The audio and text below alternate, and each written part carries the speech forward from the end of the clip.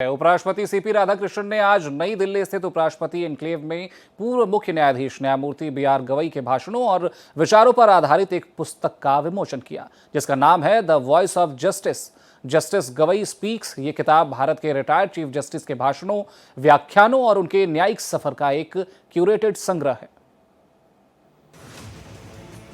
पूर्व CJI B R. Gavai की लिखी गई किताब the voice of justice, Gavai speaks पुस्तक का भारत के उपराष्ट्रपति सीपी राधाकृष्णन ने विमोचन किया।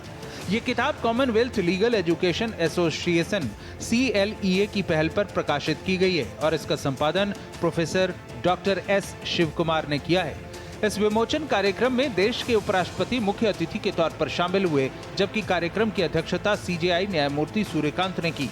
इनके अलावा justice Vikram Nath, justice BV Nagarathna, Delhi high court के मुख्य न्यायाधीश DK उपाध्याय, पूर्व CJI संजीव खन्ना के साथ ही सुप्रीम कोर्ट और हाई कोर्ट के कई रिटायर्ड जज, वरिष्ठ वकील और न्यायिक अधिकारी शामिल हुए।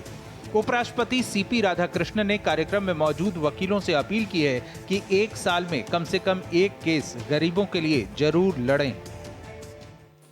The book very aptly mentions that empowering marginalized communities is not just about addressing historical wrongs. There is no single society in the world which has not done historical wrongs. So we are also part of that society only, but it is not addressing about the historical wrongs or bridging the gaps. CJI Suryakant ने इस पुस्तक के लिए justice Gavai को बधाई दी। उन्होंने कहा कि यह किताब पढ़ना बेहद जरूरी है, क्योंकि हमें ये बताती है कि न्याय की आवाज में तर्क तो होना ही चाहिए, लेकिन वो कभी भी भावनाहीन नहीं होनी चाहिए। वो मजबूत तो होनी चाहिए, लेकिन कभी भी अहंकारी नहीं होना चाहिए, और उसे मानवीय रहते हुए संवैधानिक भी होना चाहिए। जस्टिस गवई की आवाज ने हमें उस जरूरी संतुलन की याद दिलाई है। The reason I mention these personal qualities is because this book captures Justice Gavai in a form that judgments alone cannot. A judgment declares the law, it decides rights, records reasons, and speaks with authority. But it is also written with the discipline of a case, its facts, pleadings, precedent, and the relief that can be granted.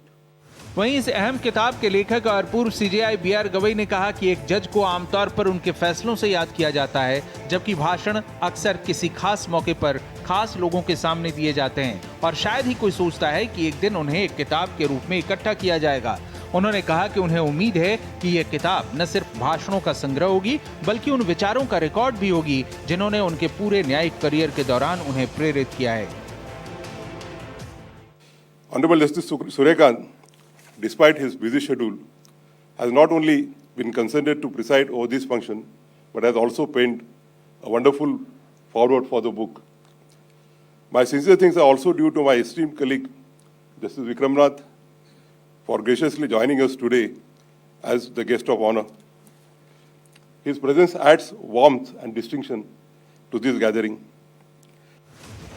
Justice Vikram Nath ने कहा कि यह किताब सही समय पर आई है और इसका लंबे समय से इंतजार था। उन्होंने कहा कि इस पुस्तक का उद्देश्य संविधान, कानून के शासन, सामाजिक न्याय और न्याय तक समान पहुंच जैसे विषयों पर जस्टिस बी.आर. गवई के विचारों को संरक्षित करना और व्यापक स्तर पर उपलब्ध कराना है।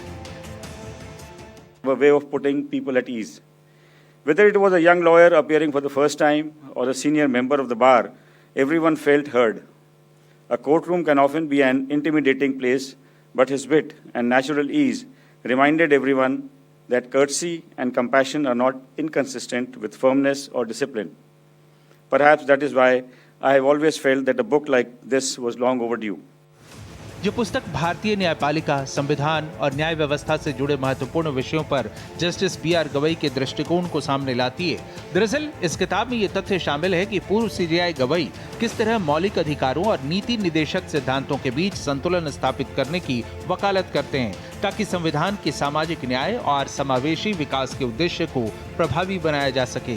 इस संकलन को लॉ स्टूडेंट्स, रिसर्चर्स, अधिवक्ताओं, न्यायिक अधिकारियों और संवैधानिक लोकतंत्र में इंटरेस्ट रखने वाले पाठकों के लिए बेहद उपयोगी सामग्री माना जा रहा है। इसका प्रकाशन थॉमसन राइटर्स ने किया है, जबकि पुस्तक की प्रस्तावना CJI सूर्यकांत ने लिखी है। दिल्ली से संवाददाता गोपाल कृष्ण की रिपोर्ट, भारत एक्सप्रेस।